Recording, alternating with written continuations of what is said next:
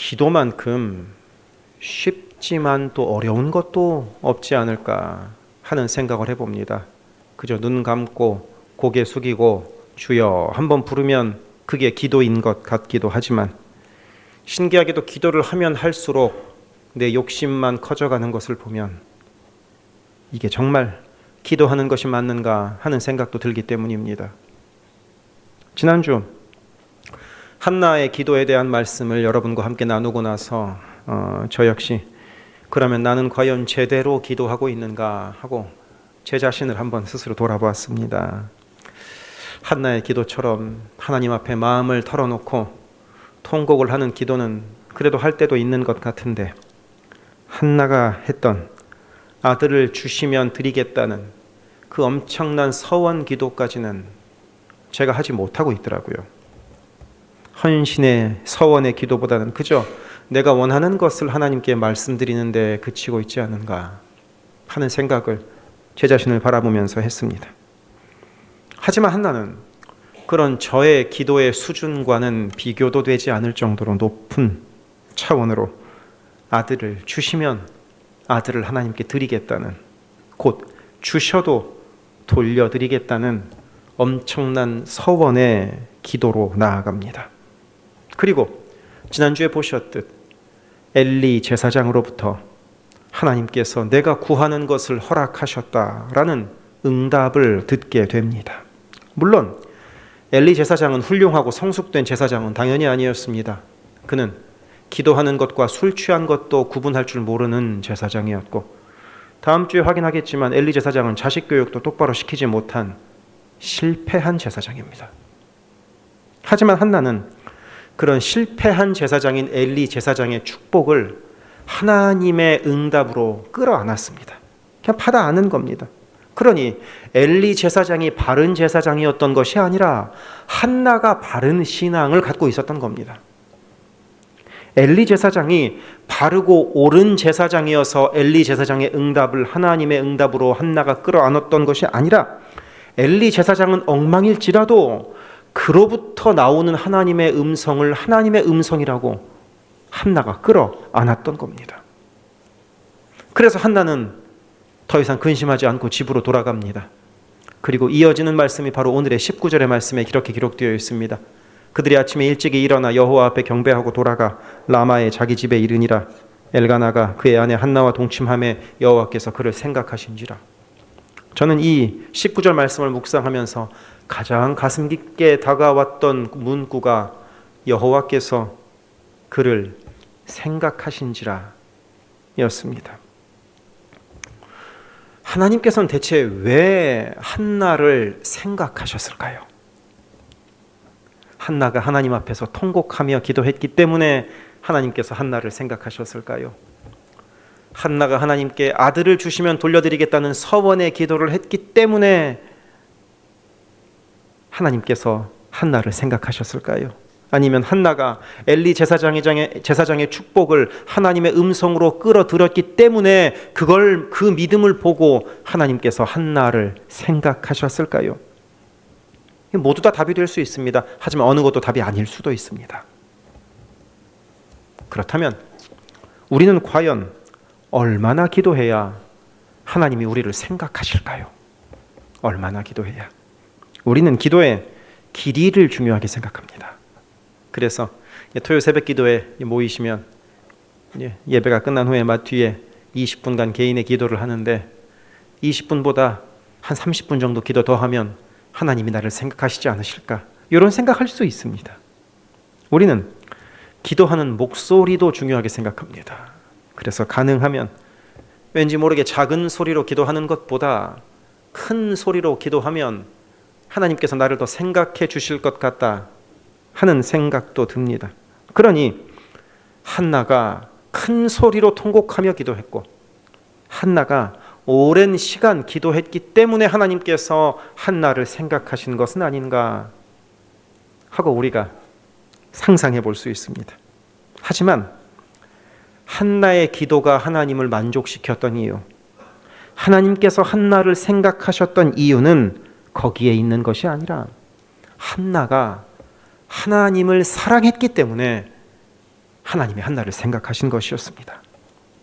한나의 기도의 시작은 지극히 개인적인 욕망에서 시작된 기도였습니다. 적수 분인나에게 너 자식 없다고 괄시받는 것이 너는 못 참겠으니까 나도 아들 좀 달라고 하는 기도가 한나의 기도의 시작이었습니다. 억울함과 신세 한탄과 자신의 소원이 담긴 기도가 한나의 기도의 시작이었습니다. 하지만 한나의 기도의 마무리는 어디에서 마무리가 되느냐? 아들을 주시면 드리겠다라는 기도로 마무리됩니다. 그러면 그 기도의 시작과 끝 사이에 어떤 과정이 있었는가? 한나는 기도하는 과정 속에서 아들보다 하나님을 더 사랑하게 되고 내가 원하는 것보다 하나님을 더 사랑하게 된 겁니다. 그러니 하나님께서는 아들을 갖고 싶다는 욕망에 사로잡힌 한나를 생각하셨던 것이 아니라 하나님을 더 사랑한다고 고백하는 한나를 하나님께서 생각하셨던 것입니다.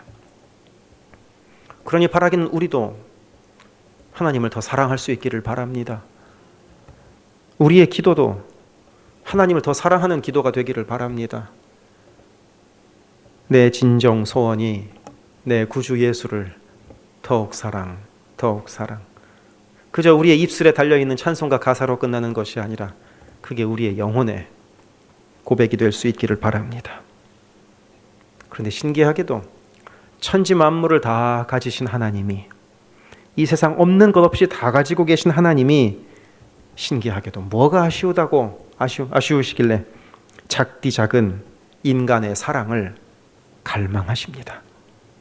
인간의 사랑 없어도 그만이실 텐데 하나님이 인간의 사랑을 갈망하십니다. 오죽하면 출애굽기 34장 14절에는 이런 말씀이 있습니다. 너는 다른 신에게 절하지 말라. 여호와는 질투라 이름하는 질투의 하나님이시라. 질투, 창조자 하나님과 격이 맞는 단어라고 생각하십니까? 하나님이 질투하신다는 게 말이 됩니까? 그 대단하신 하나님이 격 떨어지게 뭐하러 질투를 하시겠습니까? 하나님이 질투하시는 이유는 사실은 하나입니다. 하나님의 마음이 우리 인간을 향해 있기 때문입니다. 아이들이 초등학교 다닐 때 1년에 한 번씩 학교에서 꼭 탤런트 쇼를 했습니다. 그럼 아이들이 신청을 해서 피아노도 연주하고 악기도 연주하고 노래도 부르고 또 뭐 준비한 것도 발표하고 이런 시간을 갖습니다. 그럼 아이들이 하는 게 뻔해서 실력이 있어봤자 얼마나 있겠습니까? 실력이야 형편없습니다. 하지만 그 실력이 형편없는 아이들의 발표하는 모습을 부모들은 그야말로 꿀이 떨어지는 눈빛으로 바라봅니다. 저도 그랬으니까요. 꼭 시작하는 시간 1시간 전쯤에 미리 가서 맨 앞에 앉아서 전화기를 들고 사진도 찍고 동영상도 찍고 합니다. 그것도 찍을 때 꼭 내 아이만 찍습니다. 합창을 7, 80명이 서서 해도 꼭 전화기로 줌을 당겨서 내 아이만 찍습니다. 왜겠습니까? 내 아이가 잘해서 찍습니까? 그럴 리가 있습니까? 사랑하니까 찍는 겁니다. 마음이 거기에 담겨 있으니까 찍는 겁니다.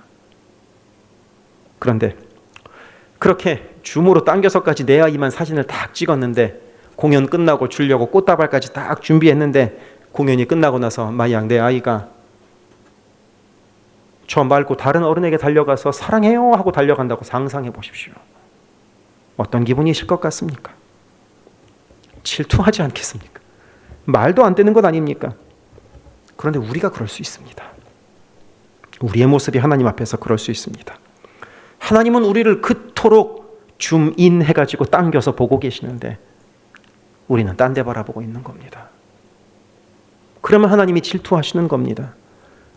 그러니 사랑하는 성도 여러분, 하나님을 사랑하는 인생이 되기를 바랍니다.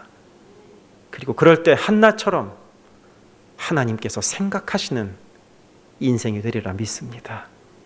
그러면 그렇게 하나님께서 한나를 생각하셨기 때문에 어떤 일이 벌어졌는가? 이어지는 20절은 이렇게 기록되어 있습니다. 한나가 임신하고 때가 이름에 아들을 낳아 사무엘이라 이름하였으니 이는 내가 여호와께 그를 구하였다 함이더라. 저와 가까운 목사님 한 분이 자식이 6명이 있습니다. 대단하죠. 첫째 아이가 이제 20살이 되고 막내 아이가 이제 6살입니다. 그러니까 곰곰이 생각해 보았더니 그 목사님의 사모님은 거의 한 20년 동안 애 낳고 키운 겁니다. 그 대단하지 않습니까? 이런 아이가 6명이나 되는 가정에서는 하나님께서 태의 문을 여셨다는 것이 감사한 일이기는 해도 그렇게 신기하고 놀라운 일까지는 생각되지 않을 것 같습니다. 하지만 이 자손 귀한 집에는 자식 생겼다는 것이 보통 놀라운 일이 아닙니다. 실제로 의학적으로도 아이가 생기는 것은 매우 확률이 낮은 일입니다. 게다가 이 오늘 말씀 속에 한나는 그토록 아들을 기다렸으니 아들이 생긴 것이 하나님께서 나를 생각하신 것이구나 라는 것을 당연하게 생각하리라 이 상상이 됩니다. 그래서 아들을 낳아서 이름을 사무엘이라 짓습니다. 사무엘이라는 이름의 뜻은 엘, 하나님이, 샤무, 들으신다 라는 뜻입니다. 곧 하나님이 들으신다라고 말입니다. 그러면 이 사무엘이라는 이름은 아빠가 지은 것 같습니까? 엄마가 지은 것 같습니까?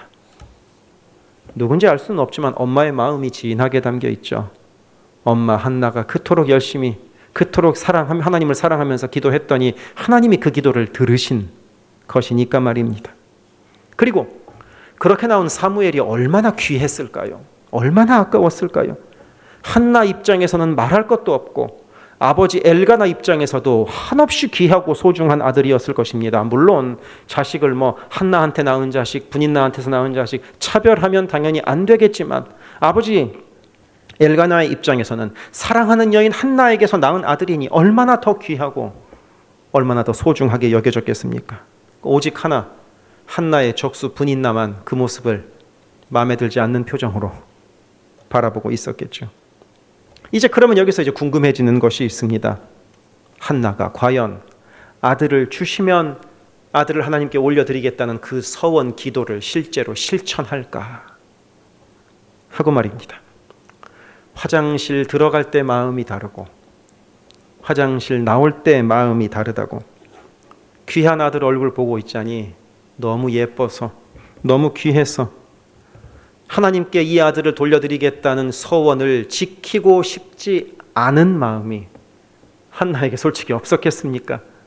아깝다는 생각 솔직히 들지 않았겠습니까? 그게 인간의 본성 아닙니까? 게다가 그 당시에는 여자가 서원을 했을 때 그 서원을 지키는 것과 관련하여 이런 율법이 있었습니다. 민수기 30장 7절과 8절입니다. 그의 남편이 그것을 듣고 서원한 것을 들은 겁니다.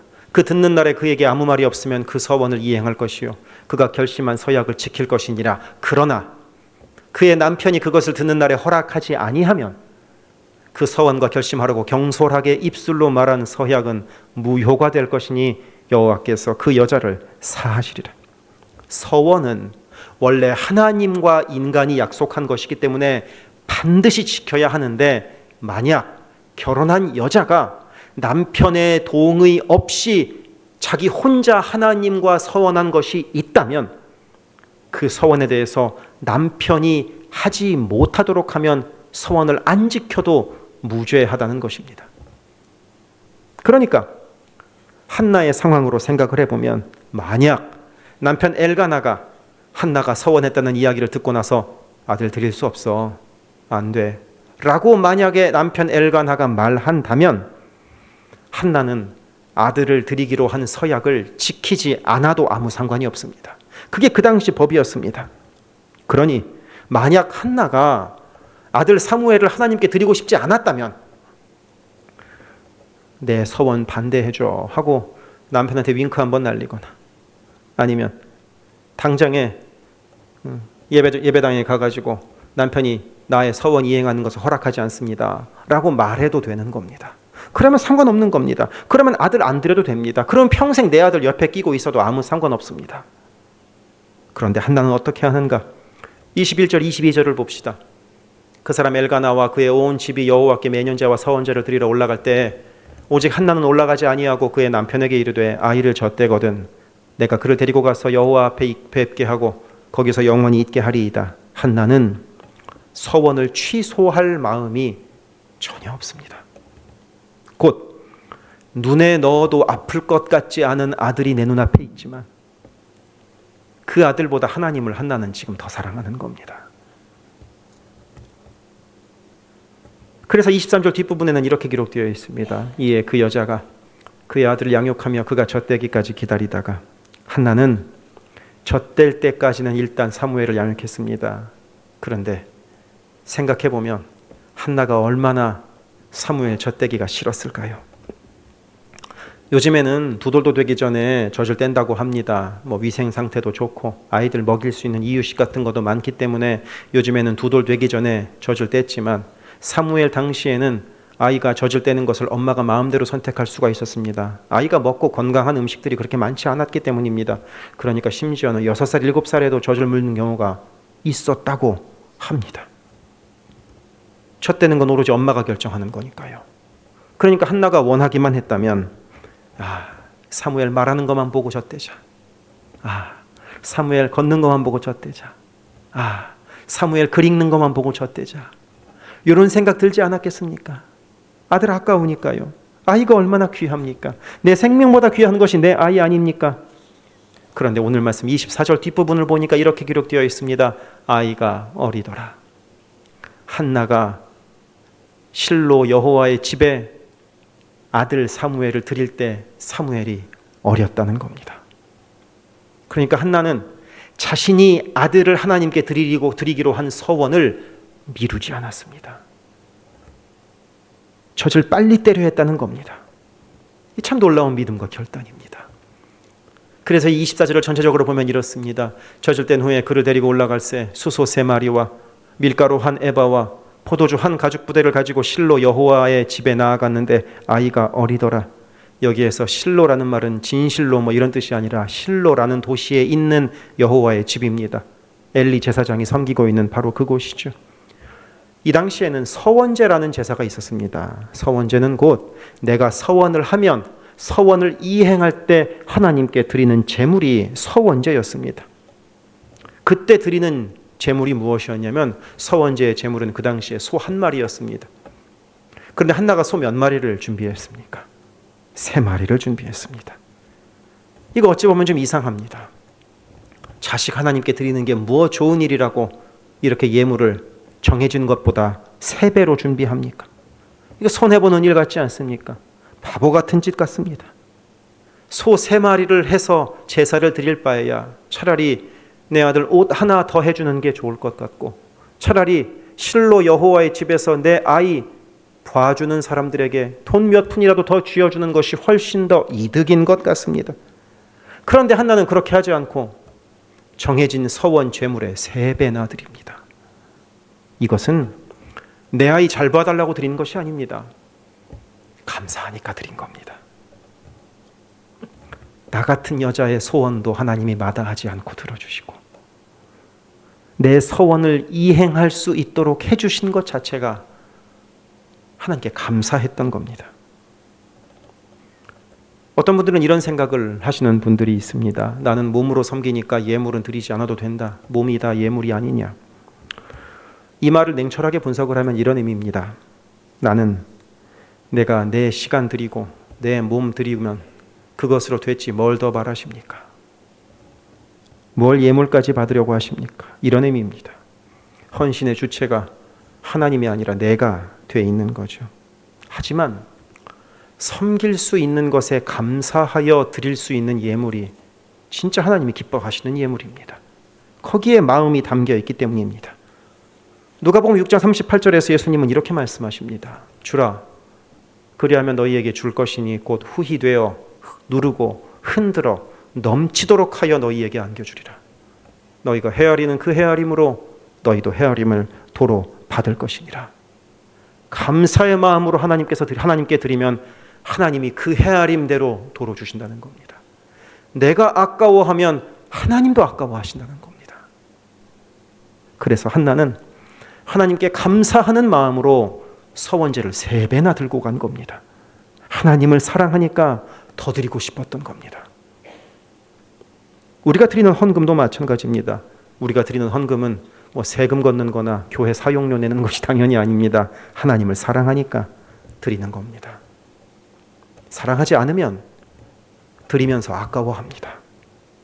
사랑하지 않으면 드리면서 생색냅니다. 하지만 하나님을 사랑하면 하나님께 드리고 더 드리고 싶어 합니다. 왜? 그것이 사랑이기 때문입니다.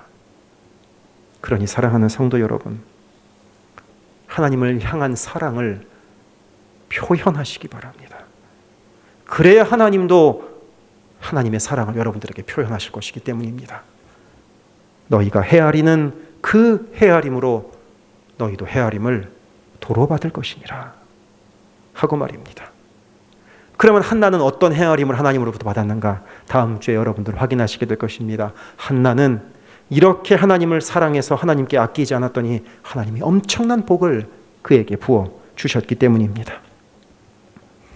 그리고 이제 한나는 실로에 가서 하나님의 집에 가서 엘리 제사장에게 아들 사무엘을 드립니다.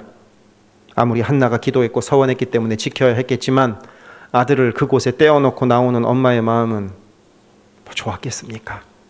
가슴이 미어졌을 겁니다. 그리고 자기를 두고 돌아가는 엄마를 보고 있는 사무엘은 또 얼마나 울었겠습니까? 아이가 뭘 한다고 말입니다. 그래서 이 서원을 서원대로 실천하는 이 모습은 고귀한 믿음을 실천하는 모습과 함께 가족의 생이별 같아 보입니다. 실제로 이별이었으니까요. 그러니 이 한나의 이런 양육 방식이, 한나의 이런 서원을 이행하는 것이 꼭 옳다고 볼 수는 없지 않은가 하는 생각도 우리들의 기준에서는 들 수 있습니다. 아이는 엄마가 키워야 가장 잘 키우는 것 아닌가, 이런 생각할 수 있기 때문입니다. 하지만 우리가 여기서 꼭 생각해 봐야 할 것은, 우리는 꼭 내가 해야 잘한다고 생각하기 쉽습니다. 저도 교회를 섬기면서 이것은 반드시 내가 해야 돼, 그래야 잘할 수 있어 라고 생각하는 경우가 종종 있습니다. 하지만 시간이 흐를수록 확인하는 사실은 제가 하는 것보다 하나님이 하시는 것이 훨씬 더 잘하신다는 사실입니다. 아이를 엄마 품에 오래 두었다고 아이가 건강하고 바르게 자라는 것이 아니라 아이를 하나님께 맡길 때 아이가 더 바르고 건강하게 자랄 수 있습니다. 왜 이민 초기에 그 부부가 열심히 돈 벌어야 하니 아이들한테 아무것도 제대로 해주지도 못하고 아침에 아이들이 일어나서 나름 자기들끼리 밥 먹고 자기들끼리 학교 갔다 오고 또 자기들끼리 집에 와서 저녁 먹고 저녁 늦게가 되면 부모님 집에서 일터에서 집으로 돌아오고 이런 일들 많이 있지 않았습니까? 그런데 신기하게도 그렇게 키웠는데도, 그렇게 아이들 제대로 돌보지 못했는데도 아이가 알아서 반듯하게 잘 자란 경우 꽤 많지 않습니까? 꽤 많지 않습니까? 그리고 그와는 반대로 부모가 정말 지극정성을 다하여 열심을 다하여 돌봤는데도 아이가 삐뚤어지는 경우도 그 종종 있지 않습니까? 그러니 그렇게 보면 가장 중요한 것은 아이가 어디에 누구 손에 있느냐보다 부모가 얼마나 아이를 위하여 기도하느냐에 달려있지 않은가 싶습니다. 그리고 하나님께서 나보다 더 잘하실 것이다 하고 믿는 것이, 이게 진짜 신앙입니다. 뭐 그렇다고 요즘에 아이 낳아서 교회로 가져오시는 경우야 당연히 없으시겠죠. 다만 한나처럼 우리가 약속 지키는 인생 되기를 바랍니다. 그리고 하나님 더 사랑하는 인생들이 되기를 바랍니다. 그럴 때 하나님께서 사무엘을 키우셨듯이 하나님께서 우리를, 그리고 우리의 자녀들을 바르게 키워가시리라 믿습니다. 그리고 이제 사무엘은 실로에 있는 여호와의 집에서 엘리 제사장의 손으로 자라게 됩니다. 육체적으로는 한나와 엘가나의 아들이었지만 법적으로는 이제 엘리 제사장의 양아들이 된 것입니다. 그런데 오늘 말씀 시작할 때 말씀드렸듯 엘리 제사장은 제대로 된 사람이 아니었습니다. 의롭고 바른 제사장이 당연히 아니었습니다. 제대로 된 목자가 엘리 제사장은 아니었습니다. 그러니 이 어머니 한나의 입장에서 얼마나 열심히 기도했겠습니까? 엘리 제사장으로부터 나쁜 영향 받으면 안 되니까 얼마나 한나가 속을 알아가며 기도했겠습니까? 아들을 맡겨놓고 한나가 잠이 왔겠습니까? 그러니 사무엘은 그 엄마 한나의 기도를 먹고 자란 겁니다. 그래서 바르게 클 수 있었던 것입니다. 사무엘은 어머니 한나가 하나님 사랑하는 그 모습을 바라보며 그 모습을 따라서 자랐던 겁니다. 그러니 사랑하는 성도 여러분, 자녀들은 부모 기도 먹고 자랍니다. 그리고 우리가 하나님을 사랑하는 모습을 보면서 그 모습 그대로 본받아서 자라게 됩니다. 그러니 한나의 기도가 우리에게 좋은 본이 될 수 있기를 바랍니다.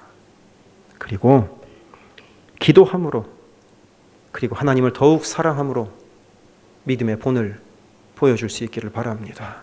그럴 때, 바로 그럴 때 진정 다음 세대에 영적인 부흥의 역사가 있게 되리라 믿습니다.